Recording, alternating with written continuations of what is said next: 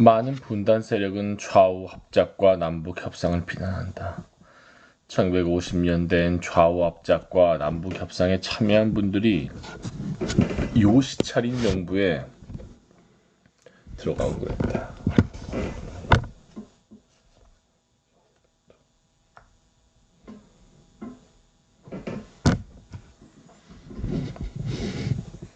요시차린 사찰 대상이었다. 이승만 정권에서 이들을 아주 사갈시했다. 사갈시. 이른바 비국민 취급을 했다. 일제 때 비국민이면 얼마나 무서운 거였나. 국민들한테 완전히 따돌림을 당할 수 있는 존재였던 거다. 그렇게까지 몰아세우고 그랬다.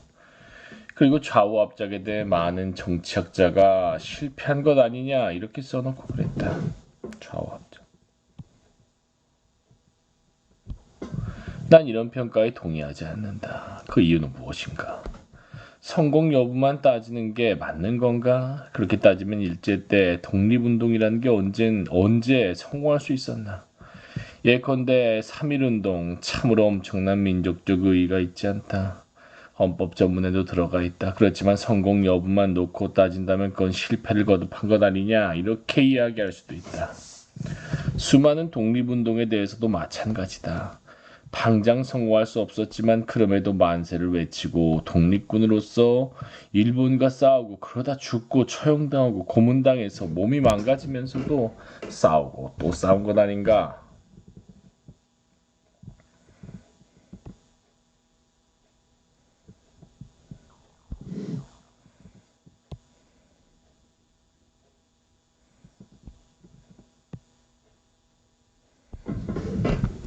단재 신채호는 일제에 맞서 싸우는 것과 관련해 우리한테는 무엇을 할 것이냐 안 할 것이냐의 문제만 있는 것이지 성공 여부를 가지고 얘기해서는 안 된다 이렇게 말했다. 난 모든 독립운동자에 대해 단재의 이야기가 맞다고 본다. 당장에 성공하길 바랐다면 강력한 일본에 대항해 싸우는 것처럼 바보가 없었다. 그런데도 재산을 전부 탕진해가면서 자식들을 가리키기는커녕 굶주리게 하면서 독립운동에 그야말로 몸을 던져 그 많은 고초를 겪고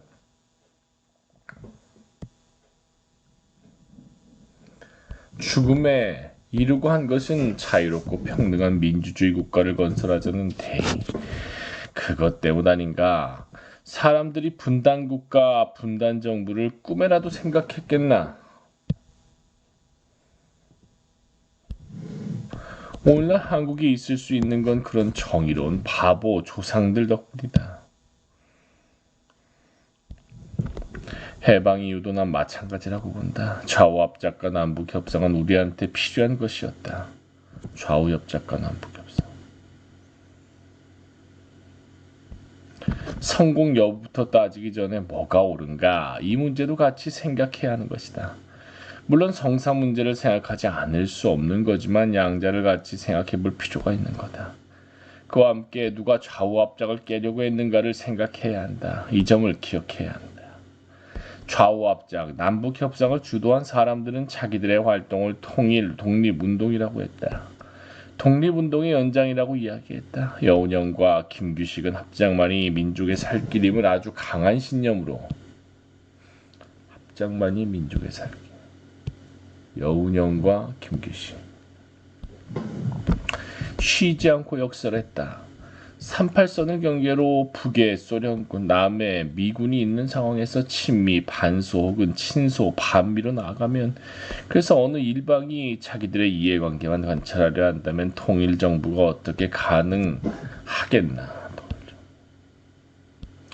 어느 한쪽으로 기울지 말고 두 나라의 호의에 감사하되 우리 주체적으로 합작을 하고 스스로 중심이 돼서 임시정부를 미소공의가 구성할 수 있도록 노력해야 하는 것 아니냐 이렇게 주장했다. 아울러 지정학적 요인 때문에도 어느 한쪽으로 기울어진 주장을 해선 절대 안 된다는 논리를 강하게 폈다.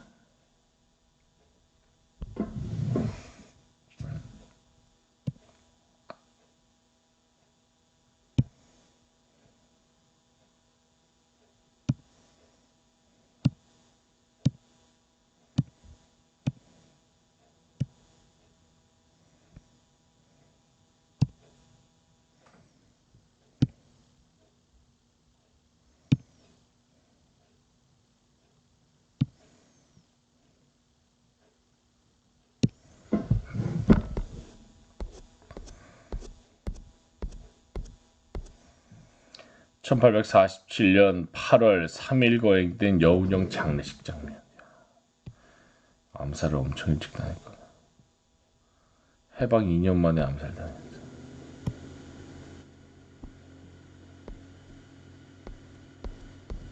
어떤 의미인가? 뭐냐 하면 이런 이야기다. 한반도는 처음부터 대륙 세력과 해양 세력이 접합하는 지역 아니냐. 이젠 자본주의와 사회주의를 대표하는 세력이 들어와 있다. 이처럼 중요한 지역에서 자기 당파 이해만 관찰하려 하면 내적으로 엄청난 손실을 초래하고 외적으로는 두 나라 중 한 나라의 불신을 강하게 사 절대 통일 정부를 수립할 수 없다.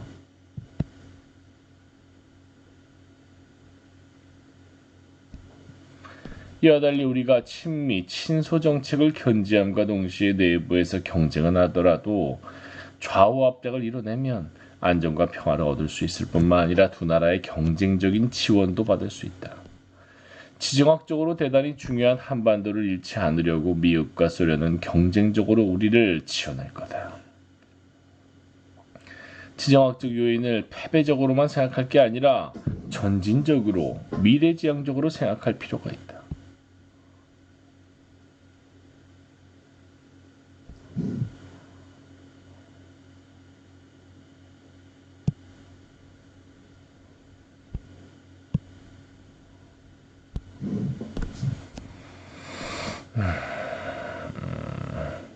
이걸 여운형과 김규식, 특히 여운형이 아주 강조하는 걸 볼 수 있다. 여운형의 주장은 21세기에 들어와 특히 설득력을 갖게 되었다. 지구상에서 4대 강국에 둘러싸인 나라는 한국밖에 없다. 이러한 지정학적 특징은 오히려 정치적 경제적으로 한반도에 대단히 유리하게 적응할 수 있다. 그것은 우리가 하기에 달려있다. 그리고 그 핵심은 남북관계에 좌우되게끔 되어 있다. 12번의 테러와 암살도 그의 뜻을 꺾지 못했다.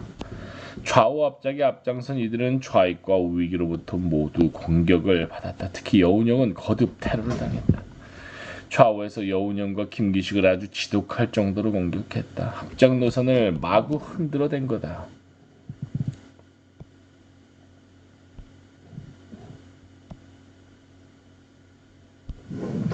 여운형은 여러 차례 테러를 당한다. 일컨대 1946년 10월 7일은 좌우 압작 7원 측에 합의한 좌우 양쪽 대표가 모여 기자들한테 공식 발표를 한 날이었는데 이날 아침 여운형은 갑자기 테러를 당한다. 그래서 그 자리에 나갈 수가 없었다. 그 테러는 틀림없이 좌익에서 한 걸로 보고 있다. 여운형처럼 중요한 인물이 그 자리에서 좌우 압작 7원칙을 발표하면 합작에 반대하는 우리는 뭐가 되겠는가?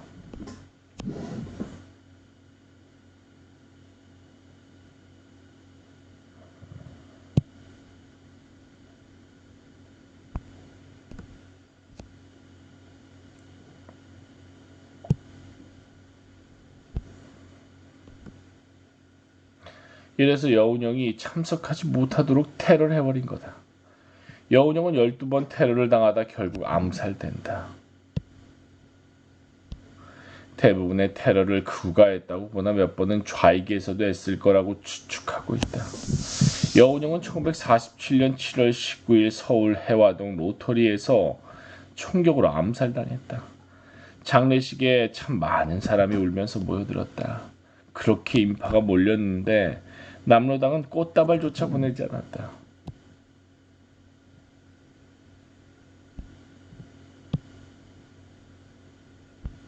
남로당은 처음에 여운형이 자기들 노선을 따르면 위원장으로 모시겠다고 하지 않았나. 세상에 자기 당의 영수로 모시겠다던 사람이 분단의 길목에서 그야말로 억울하게 죽은 건데 아무리 기분 나빠도 꽃다발 정도는 보내야 하는 것 아닌가. 이와 달리 북한에서는 상당히 조의를 표했다. 김규식도 교초를 겪었다. 극우 세력에게 여러 차례 비난을 받는다. 예컨대 1947년 1월에 하지 사령관을 비롯한 미군 고위 간부들은 미소공의를 다시 열 테니 이제는 제발 반탁투쟁을 안 했으면 좋겠다.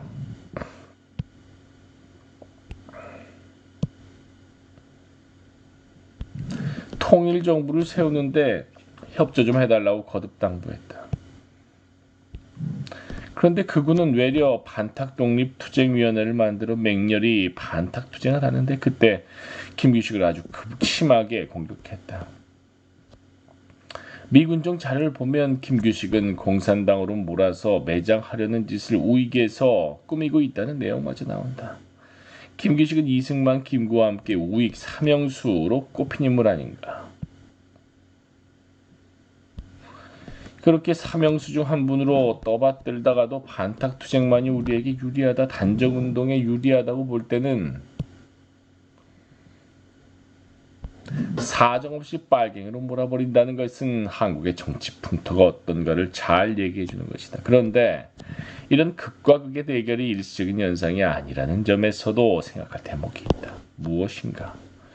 국내 사회주의가 1919년에서 20년경부터 들어왔다고 많은 사람들이 보고 있는데 역시 3.1운동과 관련이 있어. 그때부터 한국에선 극과 극의 대결이 나타난다. 일제 때 지하에서 가장 강력한 조직이 조선공산당이었다.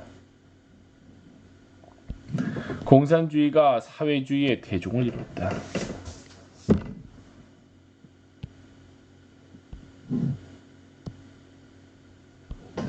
그 시기에 그런 곳은 전 세계에서 찾아보기 어려웠다.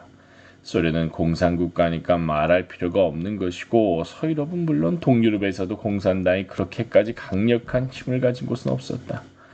이건 일제 통치가 워낙 악랄하고 억압적이었기 때문에 반대 세력 사이에서도 강하고 급진적인 주장을 하는 곳이 세를 얻은 것이라고 볼 수 있다. 반면에 지주, 부르주아 세력의 대종은 친일파와 민족 개량주의자 이쪽으로 기울어버렸다. 우익 삼형수로 불리던 김규식, 이승만, 김구, 그 중에서도 김규식은 좌우합작 남북협상만이 민족의 살 길이라고 주장하는 의미 있는 활동을 펼쳤다. 그래도 김규식,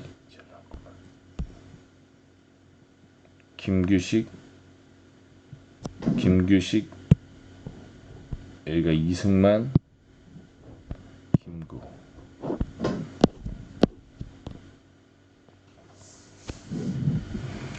특히 일제 말에 각계를 대표한다는 인사들이 어떤 태도를 취했나. 친일 정도가 아니지 않나. 일제 침략전쟁 군국주의의 편승에 그 앞잡이가 되고 민족의식을 말살하는 황국 신민화 운동에 앞장서지 않았나. 이런 일제 때 너무 심한 극과 극의 대결이 나타난 거다. 해방 후에는 여운형이 10만원을 얻었다. 한국인들이 건준과 여운형에게 얼마나 고마움을 느꼈겠나. 주체적으로 해방을 맞는데 여운형의 노력을 잊을 수가 없는 것이었다. 그래서 여운형의 인기가 그렇게 높았던 거다. 그러나 제일 강력한 조직은 조선공산당이 장악하고 있었다. 그러면서 한민당, 이승만 쪽과 극과 극의 대결을 하는 것이 아닌가. 정부 수립 이후에도 극단적인 점은 비슷하다. 이승만 정권은 지금으로 따지면 중도적 혁신계로 볼 수 있는 조봉암이나 진보당의 존재조차 인정하지 않았다. 이승만 정권, 조봉암이나 중도계인 조봉암이나 진보당조차 인정하지 않았다. 박정희 유신 체제는 그보다도 훨씬 더 심한 1인 독재 정권이었다. 일제시대 이래 이런 상황이 이어지면서 중도파, 균형 감각을 가진 합리적 보수주의자, 사회민주주의자가 자리 잡을 수 있는 풍토가 마련될 수 없었다. 이런 점도 우리 근현대사를 굴곡지게 만드는 요인으로 작용했다. 난 그런 상황 속에서 그렇게 심한 비난과 공격을 받으면서도 합작을 죽을 때까지 추진했던 여운형, 김규식, 안재홍 같은 사람들이 참으로 의미 있는 활동을 했다고 평가한다. 여운형과 김규식의 합작 노선은 오늘날에도 의미가 있다는 점에서 더 큰 의의가 있다.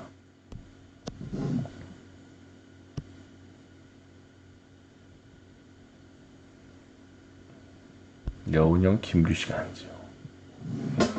미국, 중국, 러시아, 일본 달려오게 만든 한반도의 힘. 합작 노선이 오늘날에도 의미가 있다고 보는 근거가 무엇인가? 남북 관계에서 잘 드러난다. 남북 기본 합의서가 말해주듯이 남북은 1990년대에 우여곡절을 겪기도 하지만 교류하고 대화하고 협력하는 시대로 접어들었다. 그러면서 2000년에는 드디어 정상회담이 열리고 6.15 선언까지 나오는 것이 아닌가. 정말 엄청난 변화를 일으킨 거다. 이 정상회담을 전후에 강대국들이 한반도를 얼마나 주시했는지를 주목할 필요가 있다. 당시 남북 정상회담은 세계 주요 언론의 톱뉴스였다. 그랬다. 사실 그 무렵 중국하고 북한은 무지하게 사이가 나빴다. 왜냐하면 1990년 소련이 대한민국 정부를 승인한 것만 해도 북한으로선 참을 수가 없는데 중국하고 북한.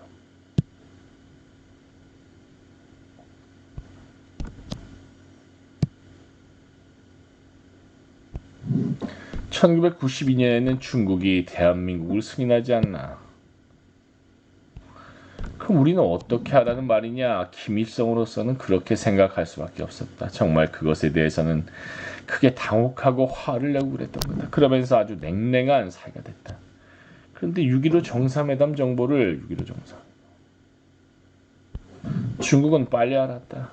그에 따라 6.15 정상회담 직전부터 중국에서 고위 사절이 잇따라오고 김정일이 장점인을 찾아가고 또 중국에서 고위 사절단이 오면서 큰 원조가 중국으로부터 오는 것을 볼 수 있다. 러시아도 바로 움직였다. 블라디미르 푸틴 대통령이 2000년 7월 평양을 방문해 김정일과 정상회담을 했다. 러시아도 대한민국을 승인하면서 한때 북한과 사이가 나쁘지 않았었나.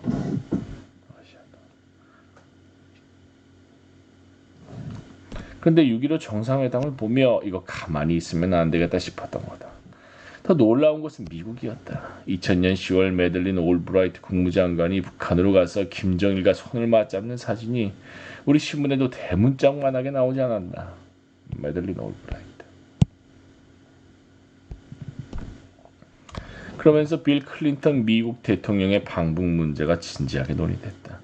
그 후 미국이 권력교체기에 들어가고 조지 부시가 대통령이 되면서 방북이 안 되긴 했지만 하여튼 미국 국무장관이 달려가고 미국 대통령의 방북이 이뤄질 뻔했다는 것, 이건 어마어마한 일이다. 그에 못지않게 큰일이 북한과 일본 사이에 있었다. 북한과 일본은 지구에서 제일 사이 나쁜 나라 중 하나다. 이 둘은 정말 사이가 나쁘다. 남한과 일본이 사이 나쁜 건 저리 가라다. 그런데 일본이 6.15 정상회담이 이뤄질 무렵부터 갑자기 큰 규모로 쌀을 줬다. 그러고는 2002년에 고이즈미 주니치로 총리가 북한을 직접 방문해 김정일과 정상회담을 하면서 국교 정상화를 곧 할 것처럼 보였다. 그때 일본이 납치 문제에 대한 일본 내 여론이 격앙되는 일만 발생하지 않았더라면 국교가 정상화되고 북한이 엄청나게 달라질 거라고 많은 사람이 보지 않았나. 6.15 정상회담을 즈음해 한반도 주변 강대국들이 참 바쁘게 움직였다. 왜 이런 일이 일어났느냐. 난 김정일이나 북한이 대단해서가 절대로 아니라고 본다. 남한과 북한이 협력하고 한반도의 평화가 정착하고 우리 한민족이 단결할 걸로 보이니까 강대국들이 그런 반응을 보인 거다. 지정학적으로 워낙 중요한 것 아닌가. 세계 4대 강국이 정치적, 군사적, 경제적으로 접합하고 있는 곳이 또 어디 있나. 한반도 하나밖에 없다. 이건 해방 직후하고 또 다르다. 그렇기 때문에 우리가 어떤 식으로 남북관계를 맺느냐는 굉장히 중요한 문제다.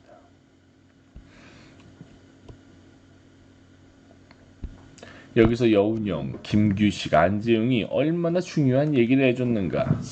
이것을 우리가 계속 생각하면서 미래를 열어가야 한다. 난 이 점을 굉장히 중요시한다. 남북협상, 분단을 막기 위한 최후의 노력. 해방과 분단 8번째 마다 1947년 여운형이 암살되고 1947년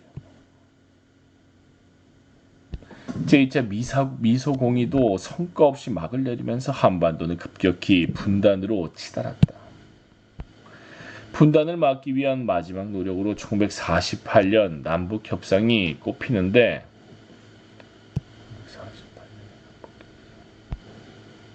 이에 대해서도 평가가 엇갈린다. 남북협상처럼 설왕설래 논란이 많은 부분도 없다.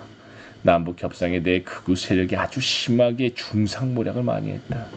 그들로서 남북 협상 시기에 반민족 세력으로 부각되다 보니까 우익이 남북 협상 시기에 반민족.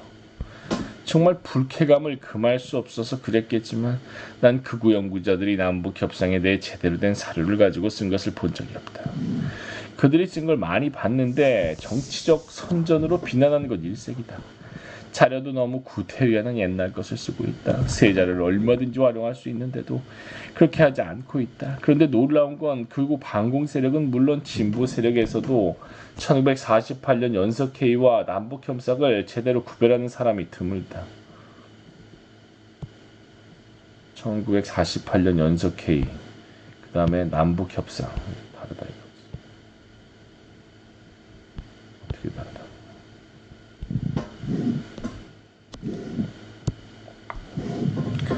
연석회의와 남북 협상 어떻게 다른가?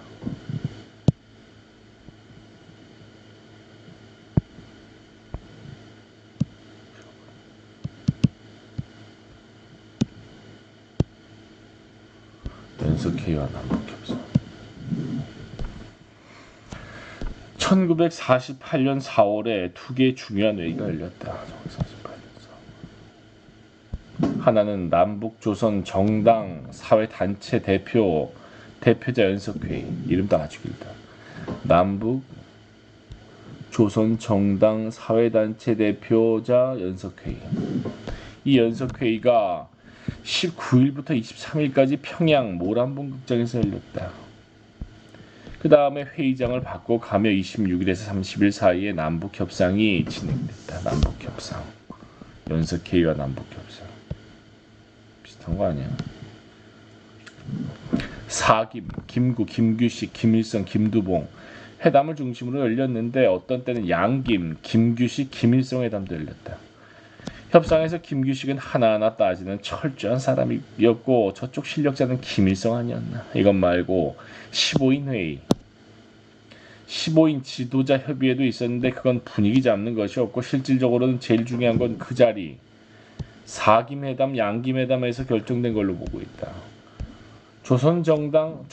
남북조선정당 사회단체 대표자 연석회의, 북한 대표단 오른쪽부터 김일성, 박헌영, 김원봉, 김다련, 허연, 김두봉. 김일성, 박헌영, 김원봉, 그 다음에 이렇게 되나? 김다련? 여기가 김다련인가? 김다련, 허현, 잠깐만 이거 아니고 그러면 김다현, 허현, 김두봉 이렇게 되겠지. 연석회의와 남북협상은 전혀 다른 회의다. 비슷한 시기지만 연석회의와 남북협상은 전혀 다르다. 연석회의는 북쪽 구상대로 밀고 나간 거다. 참여한 정당 사회단체가 아주 많고 명단만 보면 대단한 걸로 보이지만 북한에서 계획한 대로 이끌고 간 것에 지나지 않는다. 그러니 북한에서 연석회의를 그렇게 높이 평가하는 거다. 이와 달리 남북협상에 대해서는 북한에서 거의 언급하지 않는다. 남북협상은 북한이 주도하지 않았고 남북협상이란 말 자체가 북한은 없는 것 같더라. 상세하게 써놓은 책에서도 지도자 협의회는 나와도 남북협상이란 용어는 본 적이 없다. 본 기억이 없다. 하나의 국가를 위한 최후의 노력. 남북협상은 북한이 원한 게 아니다. 남북협상은 어떤 과정을 거쳐 열렸나? 남북협상은 북한이 원해서 연 게 아니다. 연석회의에 그렇게 나오라고 했는데도 김구는 연석회의가 열리는 19일에야 서울을 떠났다. 김구는 연석회의 참석 안 했구나. 연석회의에는 22일에 잠깐 나와서 짤막한 인사말을 했는데 남한이나 북한이나 단독선거를 해서는 안 된다는 취지였다. 단독선거 절대 반대 취지.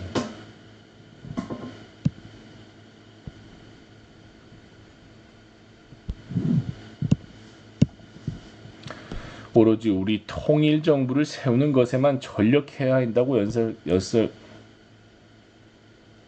역설했다.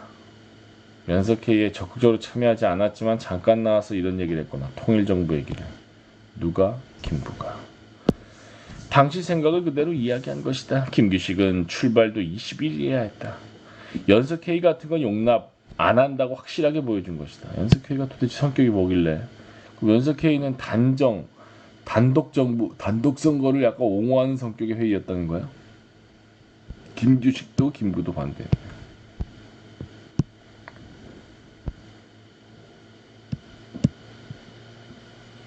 연석회의에 일체 참석하지 않았다. 연석회의는 그러면 단정 지지 성격이 있었나? 단독정부 지지. 그러고는 김규식과 김구는 통일 문제를 논의해야 할 것 아니냐. 김두봉하고 김일성 나와라. 이렇게 얘기했다. 남북회담 하자 이거지. 북한에서도 이걸 무시할 수가 없었다. 남쪽에서 온 제일 중요한 두 사람 아닌가. 북한에서도 그렇게 선전하고 있었으니 두 사람의 주장을 묵살할 수 없었던 거다. 그러나 더구나 김규식은 연석회의에 일체 나오지 않았나. 일체 안 나오지 않았나. 그래서 사김회담이 열린 거다. 당시 분위기와 관련해 몇 가지 언급할 게 있다. 김구와 김규식은 1948년 6월 김일성과 김두병에게 남북 지도자 회담을 제안하는 편지를 보냈다. 한 달여가 지나도록 답신은 오지 않았다. 김일성과 김두봉이 대답을 주지 않았구나.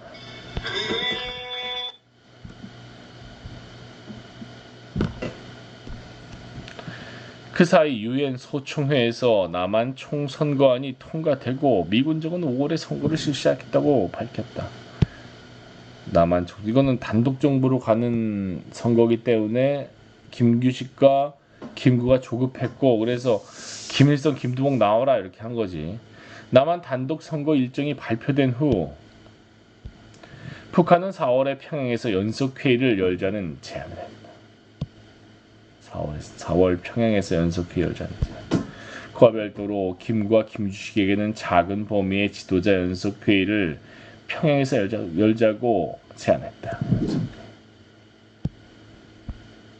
그러니까 여기에 반대한 거야. 김구, 김규식이. 김구와 김규식으로선 북한 측의 의도에 의구심을 품을 수밖에 없는 상황입니다. 이 자식들 단독 정부, 단독 선거 지지하는 거 아니야? 이렇게 한 거지. 무엇인가? 남북 협상은 통일 정부를 세우기 위한 최후의 노력이었다. 남북 협상도 그렇지. 남북 협상은 그렇지. 통일 정부를 위한 최후의 노력이었고 연석회의는 오히려 단독 정부로 가는 성격이 강했구나. 이게 아주 중요하다. 한국인들은 수천 년간 같은 지역에 살면서 하나의 정부를 세웠다. 그것도 중앙 집권적으로 사회와 역사를 발전시켜 나라다. 이런 나라가 전 세계에 없다. 생각해봐라. 일본도 우리하고 다르다. 그런 역사로 인해 한국은 영국, 프랑스, 이탈리아 등과 비교도 안 될 정도로 단일성이 강하게 된 거다. 그래서 배타적 성격도 강하지만 그만큼 한반도엔 하나의 국가만 있어야 한다. 이게 신앙처럼 된 거다. 태생적이고 자연 발생적인 일종의 직접적인 것이었다. 반드시 그래야 한다는 것이었다. 이유가 필요 없는 주장이었다. 일제도 남북을 하나의 지역으로 통치하지 않았나. 분단시키지 않았다.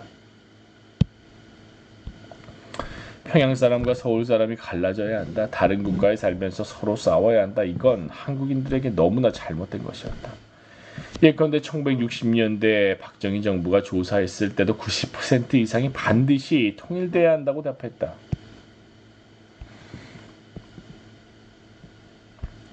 5.16 쿠데타 후 통일운동을 단합하고 통일 문제를 언급하기 어렵게 만든 박정희 정권 아래에서도 그랬다. 1980년대까지도 80% 이상이 통일돼야 한다고 했다. 그 뒤로 조금씩 달라지긴 하지만 그렇게 통일을 열망했다. 더군다나 1945년, 46년에는 일부 지도자만 이게 어떻게 되는 건가 걱정했지 한국인 대다수가 분단이 올 것이라고 생각했다. 한국인 대다수가 분단이 올 것이라고 생각했다는 건 어떤 사료에서도 찾을 수가 없다. 민중이 그런 생각을 했다는 건 안 나온다. 그런데 1948년 들어 뭔가 큰일 났다는 생각을 많이들 하게 된 것 같다. 그렇기 때문에 그야말로 이 분단을 반드시 막아야 하는 것 아니냐 하는 움직임도 커졌다. 또 1948년에 가면 분단되면 필연적으로 전쟁이 일어날 거다. 이 이야기가 남북 대표가 만나야 한다는 주장마다 빠지지 않고 나온다. 외세를 등에 업은 동족 상전의 참혹한 전쟁, 국제전이자 내전인 그런 전쟁이 일어날 수밖에 없으니 분단을 기필코 막아야 한다는 논리였다. 이미 6.25 전쟁이 예고되고 있었구만.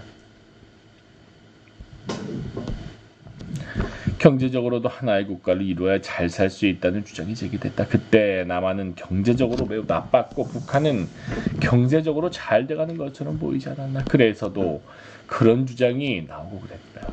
남북협상 공동성명 제2항 전쟁은 안 된다.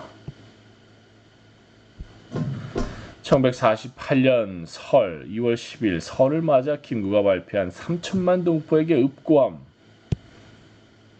1948년 선동.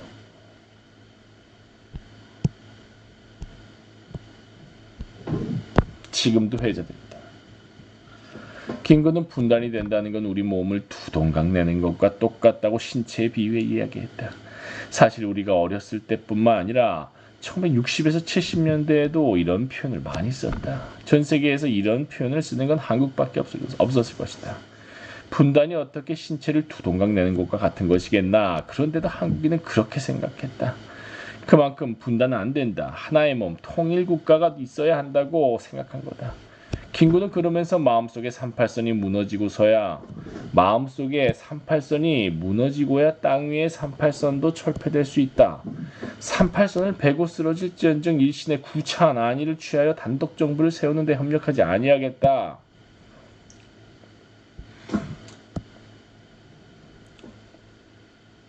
아니하겠다고 했다.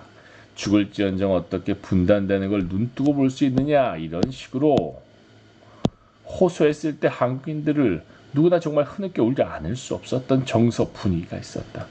그게 옳은가 그른가, 나는 그건 논리를 떠난 문제로 본다. 그런 걸 이해할 필요가 있지 않겠나. 38선에 서 있는 김구는 분단이 된다는 건 우리 몸이 두 동강 내는 것과 똑같다고 이야기했다. 이게 38선이라고. 김구.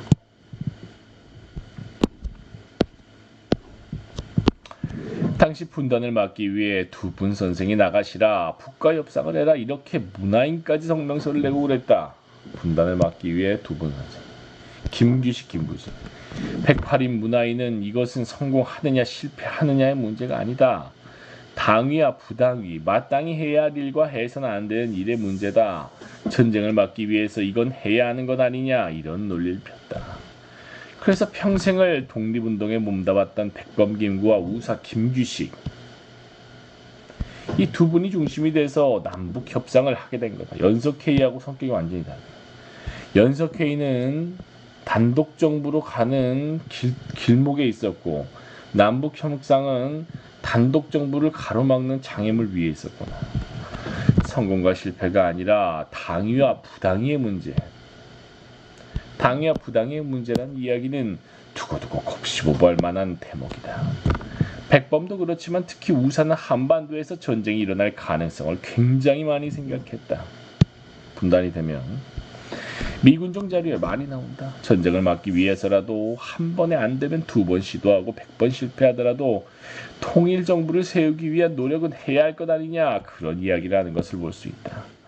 그러면서도 남한과 북한의 극단 세력한테 이용당해서는 안 된다는 얘기를 강하게 한다. 그래서 김규식을 주석으로 한 민족자주연맹에서는 북한 측에서 두 분 선생 다오시라고 하면서 열렬히 환영한다고 했을 때 조건을 내세운다. 민주적인 정부를 세운다 등 5개 조건이었는데 북한에서 다 받아들이겠다고 했다. 하여튼 김규식은 북한에 가서도 절대 이용당해서는 안 된다고 생각해 그 방법을 고심했다. 김구도 마찬가지였다. 그러니 연석회의에 대해 그런 태도를 보인 것이다. 아주 적대적 태도를 보였지. 남북 협상 결과는 어땠나? 북한에 이용만 당한 건 아니냐는 시각도 있다. 4월 30일에 공동 성명이 나온다. 이 성명을 보면 제1항은 미국과 소련 양군은 철수하라인데 이건 당시 많은 사람이 주장했던 것이다.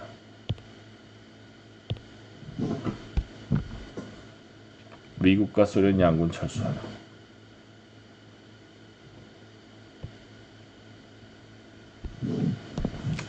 거기에 김구와 김규식이 동의해줬다고 볼 수 있다. 제1항은 제2항과 직접 연계돼 있다. 이 점에서 제2항이 아주 중요하다. 북한이 쉽게 동의하지 않으려 한 부분이다. 2항. 북한이 쉽게 동의하지 않았던 2항이 뭘까? 외국 군대 철수, 한반도에서 전쟁이 일어나서 안 된다 이것이어도 왜 여기에 반대를 했어? 전쟁을 일으키겠다는 걸 벌써부터 노골적으로 쓰지는 않았지만 너희들 전쟁 일으켜서 안 된다는 다짐을 북한한테 받은 것이다. 근데 이걸 왜 반대한 거야? 전쟁 일으켜서 분단 정부 한 뒤에 전쟁 일으켜서 북한에 의한 통일 정부 만들겠다는 거야. 북한은 3천만 동포에게 읍구함. 1948년 2월 11일에 김구가 쓴 거.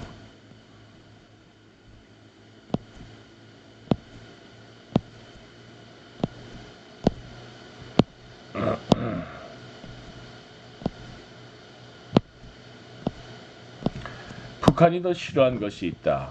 김일성이 공동성명 발표 직전 기자들을 만나서도 일체 이야기를 안 하는 부분이다.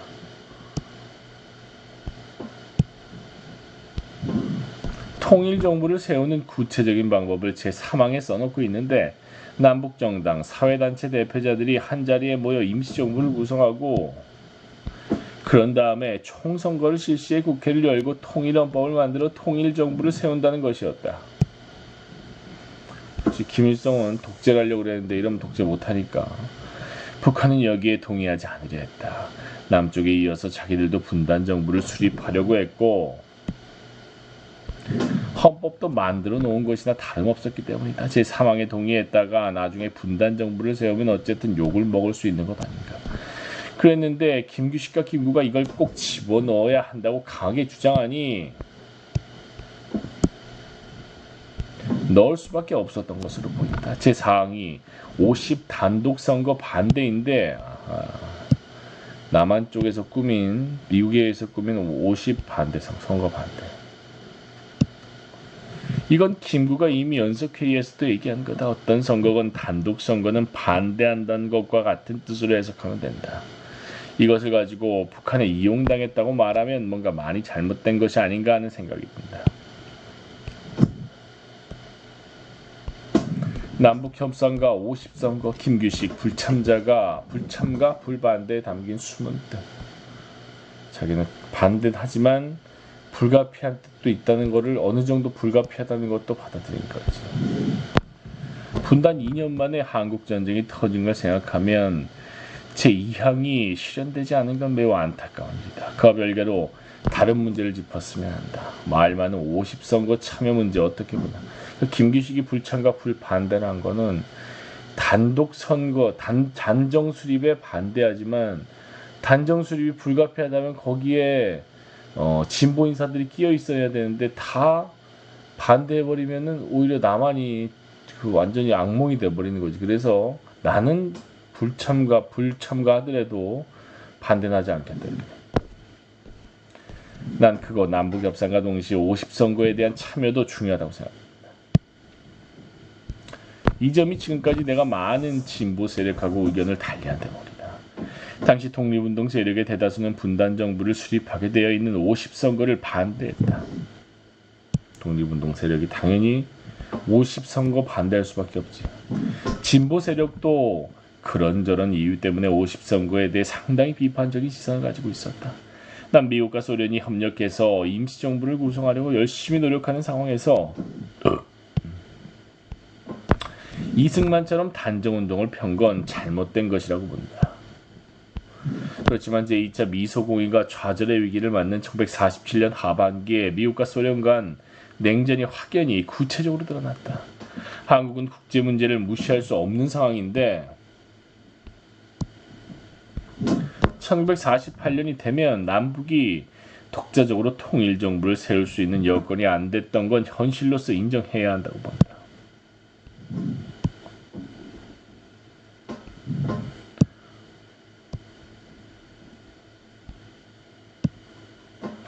남북 협상을 긍정적으로 평가하면서 50선거 참여를 인정하는 것은 뭔가 어색하다. 남북 협상은 통일정부 수립이고 50선거는 단독정부 수립이기 때문에 양쪽을 긍정하는 게 양비론처럼 보이지만 당시 상황에서 불가피한 점이 있었던 거지. 김규식처럼 불참과 불반대. 그렇지 않다. 독립운동에 매진했던 두 거두와 독립운동을 한 분들이 분단되기 전에 민족의 최후의 보루, 최후의 노력으로서 남북 협상을 한 것은 역사적 의미가 크다. 온 민족이 그렇게 바라던 일 아닌가. 사실 그때까지 통일정부를 수립하기 위해 남북 정치 세력들이 구체적으로 노력한 게 있나? 없다.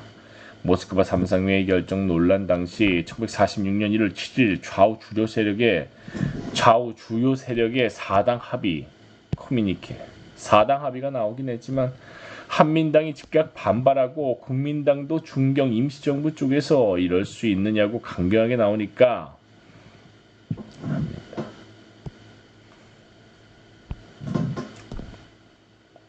동의하지 않는다고 태도를 바꿔버렸다. 그러면서 파투가 났다. 좌우합작 운동도 파투가 아니구나. 파투구나. 좌우합작 운동도 그렇게 많은 노력을 했지만 실제로는 남한에서도 좌우합작이 안 됐다.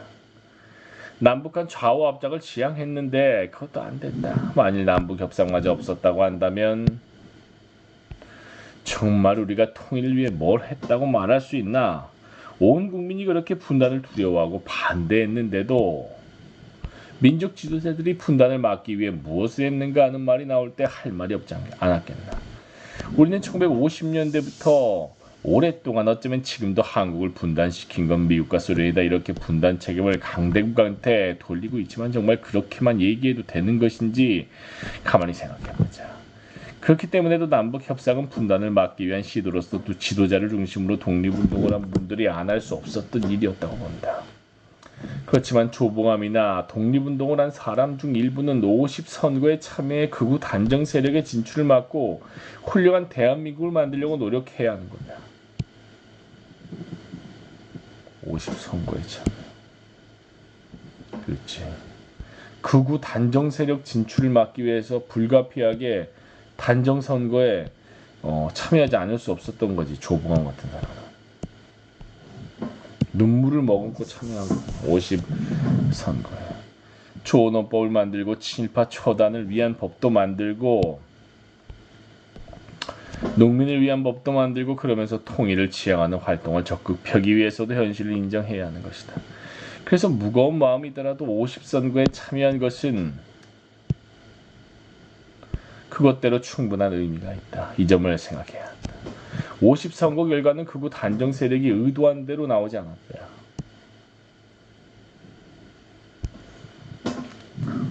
미군정의 여당격으로 막강한 힘을 가졌던 한민당에서 29명밖에 당선되지 못했고 이승만 지지 세력이 많은 독립촉성국민회의 이승만 지지 세력이 많은 독립촉성국민회의는 55석을 차지했다. 그 반면 김규식과 대체로 뜻을 같이 하는 중도파가 다수인 무소속은 85석이었다. 그러면서 조금 있으면 소장파 전성시대가 출현해 1949년 6월 국회 프락치 사건이 일어나기 전까지 진보적이고 민족적이던 소장파가 국회에서 큰 역할을 한다.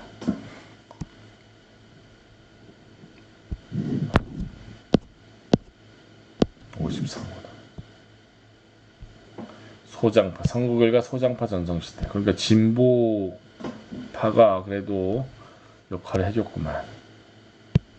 국회 프락치 사건이 일어나기 전까지 민족적이던 소장파가 국회에서 큰 역할. 근데 이 국회 프락치 사건으로 또 단독 정부를 지지하는 친일파 세력들이 또 특색. 훌륭한 이게 50선거 당면이다. 50선거 당시. 훌륭한 재헌헌법을 만들기 위해 노력하고 이어 반민법, 반민족 행위 처벌법.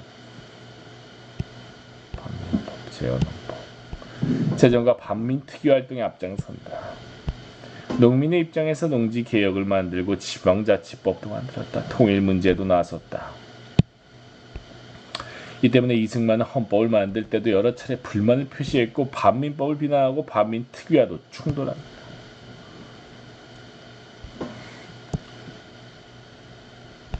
농지개혁법에도 불만이 많아 나중에 바꿨고 지방자치법은 시행하지 않았다. 50선거가 실시되면 단정운동 세력이 재헌국회를 좌지우지할 것으로 생각했는데 그렇게 50선거는 단정선거이기 때문에 단정선거하면 단정세력이 국회를 좌지우지할 것이라고 했지만 오히려 불참과 불반대식의 그런 김규식의 지지가 있었기 때문에 진보 세력, 무소속 당선자가 많았고 소장파 전성시대가 해서 오히려 진보적이 됐구나. 이 50선거의 어떤 힘이었어.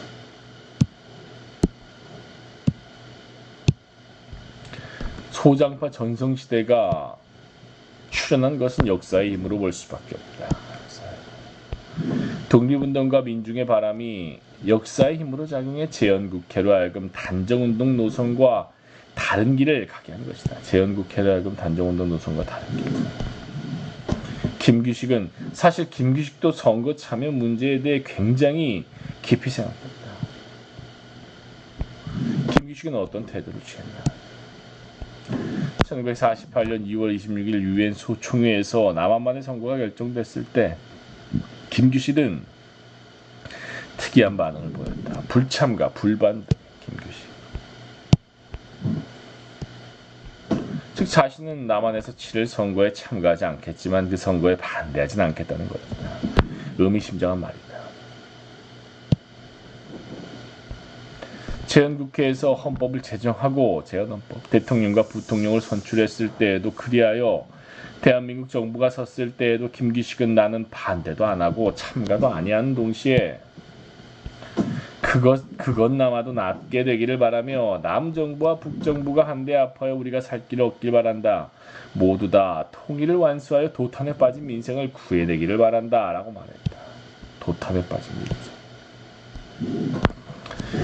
그리고 유엔에서 12월 12일 선거를 치른 지역에서 유일한 합법 정부로 대한민국 정부를 승인하자 김규식은 유엔 결의에 감사의 뜻을 표한다.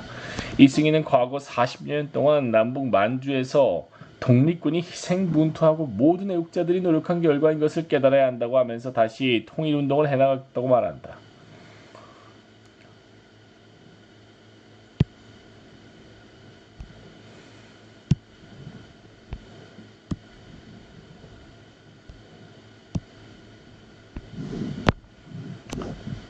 다시 통일운동을 해나가겠다고 말한다.